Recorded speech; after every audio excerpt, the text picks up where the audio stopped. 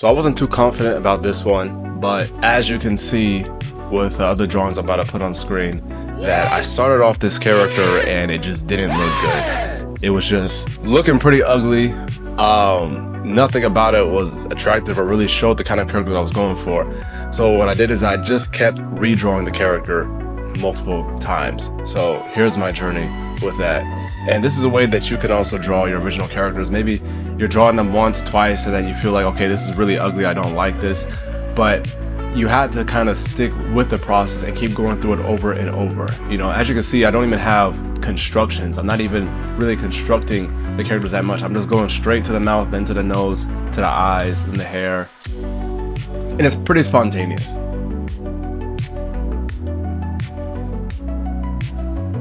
And I also was aiming for different features or different expressions of the face, just so I could imagine her in animation. And mind you, I didn't really even know how to draw this face that I'm drawing right now on the screen. It was completely new. I think I might have had a reference with me at the time, but I'm also pretty convinced that I was just drawing it then and there. That doesn't mean that you shouldn't have references. References are very important, and there's really no harm in using it.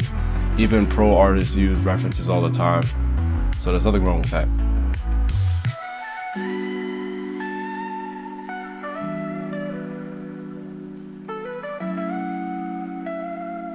I always like to go for a pretty squiggly line for the hair, you know, especially with black hair, afro hair, African hair. There's a lot of different routes that you can go.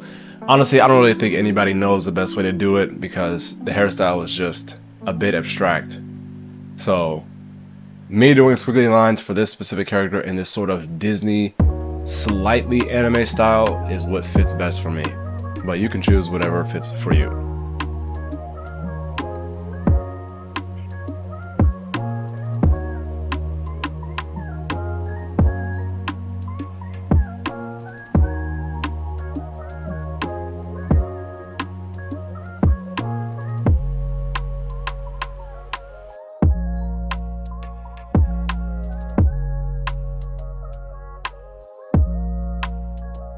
And as you can see, the face is a little bit elongated, but over time I am going to fix that. You'll see that as the video continues, because I was realizing that it just didn't look attractive. Once again, no constructions. I was just assuming that what I was doing was right.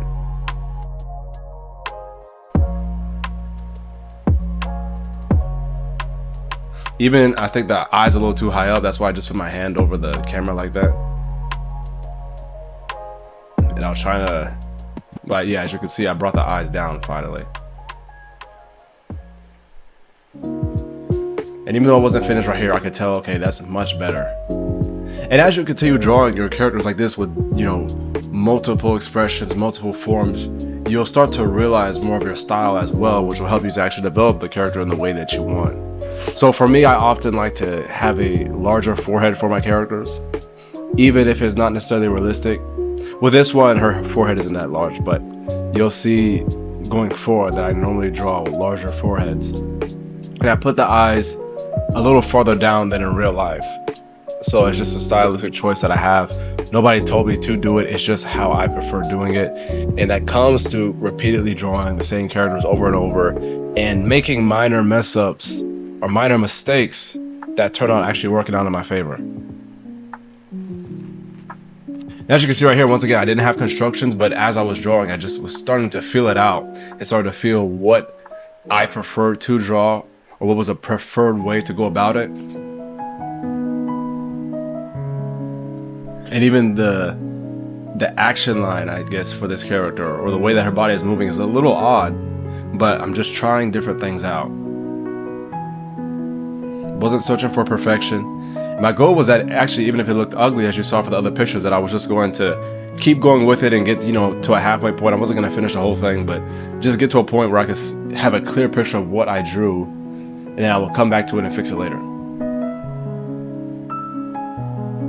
So, you know, I'm using a style that I like to do for the nose.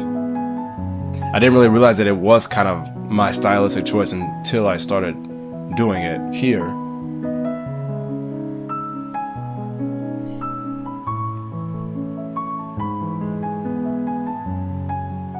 As you can see, I'm using a normal pencil, just a normal number 2 pencil. You can of course use whatever. I typically nowadays use specific manga style pencils, but honestly a normal pencil works fine. And to be honest, mechanical pencils work amazing as well.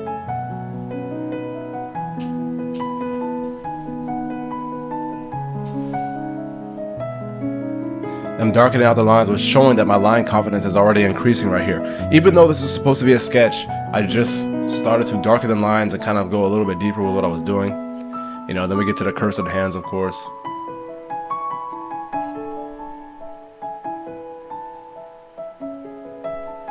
So as you can see, this hand position is just a little odd, but once again, just testing the waters, seeing what I'm capable of doing, how I like it, how it turns out, because this was the goal. The goal was, it doesn't matter how bad this looks, this is not how the characters want to look when I finalize the story. This is just me putting to work my skills and seeing where I am not proficient in my skills,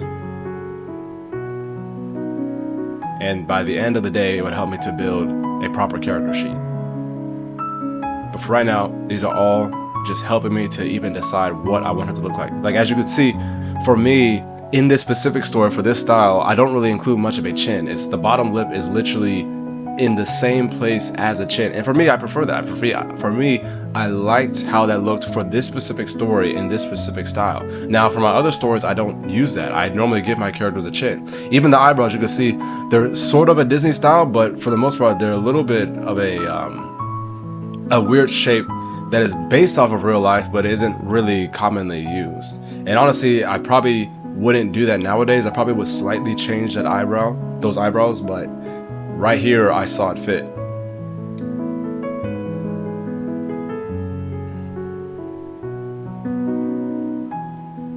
It turned out being a little better than I expected it to be, and it gave me a new perspective on what she would look like, because the eyes are a little bit more, not I want to say attractive, but they're a heightened level of femininity. What? And once again, I'm practicing a new facial feature here. Once again, one that I had not drawn before. I was just looking to see, am I able to draw this? But more importantly, how does this character look when I draw her like this? So the goal was not accuracy, the goal was just a test. And that's the thing with artists, a lot of times we get very caught up in this needs to look right, or if I don't draw this well, then I must be a bad artist. And then by default, we end up just not drawing at all. But you have to draw. You have to get to a point where you draw ugly drawings so that you can draw the good ones. You got to get through that process first before you can start drawing things that you actually want to draw.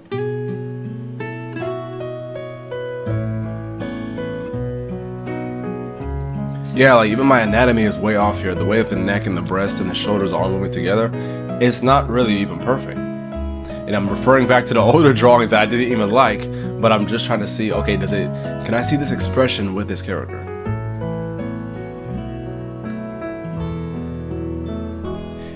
And I'm looking at the other drawings to see how the eyes looked. And I'm testing to see, okay, did I like the way that those eyes look? Can I replicate it right here as well? As you can see, for this style, I oftentimes go for different ways that the lips can be drawn, looking at how it can define this character even more, because as you can see right now, I didn't move the eyebrows, and I do think afterwards I am going to change the eyebrows, but even still, the mouth, the way the mouth is moving would help me to actually have more expression for the face.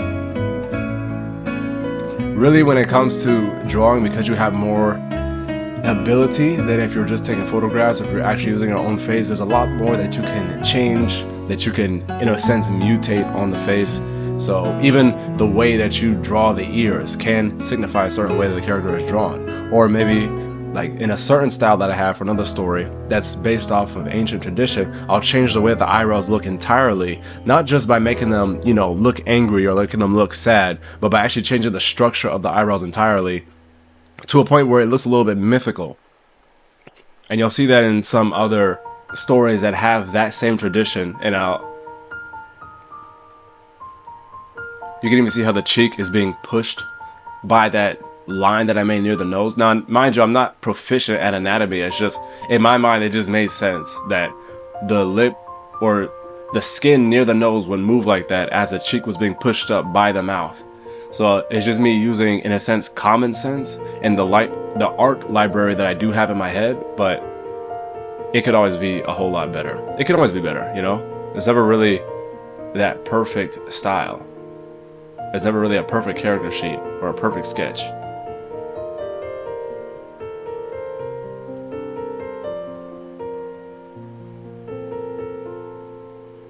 You know, I just love drawing the freckles for, honestly, a lot of characters. Like, clearly this is a black character, but if she has freckles, then you can guess that she is not fully black.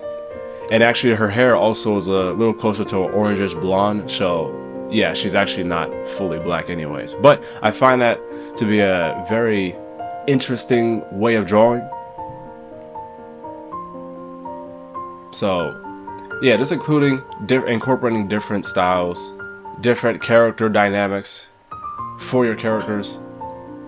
Even if the style is relatively normal, you can even just, you know, make them different ethnicities that are not just one ethnicity, but they may be a mix, and that will by default give them multiple characteristics of that ethnicity.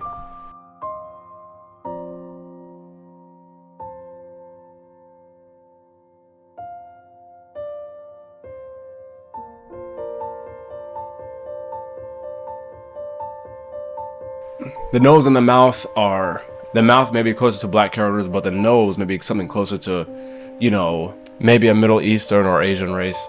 So again, this is just personally how I go about drawing my characters so that they're accurate each time. I know that we can go into other videos where people tell you, okay, use this graph and then use this construction and then draw the lines next to the character. And that actually really does work. It's very helpful. But at the same time, you have to put in the reps. And sometimes you just don't want to do all that. Sometimes it's not very exciting to draw lines and use rulers and all this different stuff. So if you're just trying to kind of freestyle it, just want to have fun with it and explore different options too, instead of staying with a rigid measurement, a rigid anatomy, then I personally feel like this is the best way to go about it. And it also works as a great warm-up if you already kind of know what the character looks like, but you just want to warm up before you draw what you really want to draw. Doing something like this can kind of allow you to dish out all of the trash drawings, all of the bad drawings, and actually get to a point where your drawings are looking pretty solid. Because as you keep redrawing the same thing, it's very easy to figure out, okay, this looked bad, or this looked wrong, or I don't want to repeat this. So the next time you draw, you're very conscious about what you're drawing. So now it's not just you picking up a blank piece of paper, staring at it, and then drawing something random. You now have an idea of what works, what doesn't work, and what can I do from here to make it look better. If you want more tips, you want more videos like this, make sure to subscribe, hit the bell, and comment below your OC designs. I want to hear what you guys are drawing. I want to hear what you're designing. And I'm sure there's lots of tips and tricks that you can give me as well, so I can actually improve my art too. But here's a video where I sketched one of my other OCs, kind of just a small little test drive, but you can check that out if you want. And I will see you in the next one.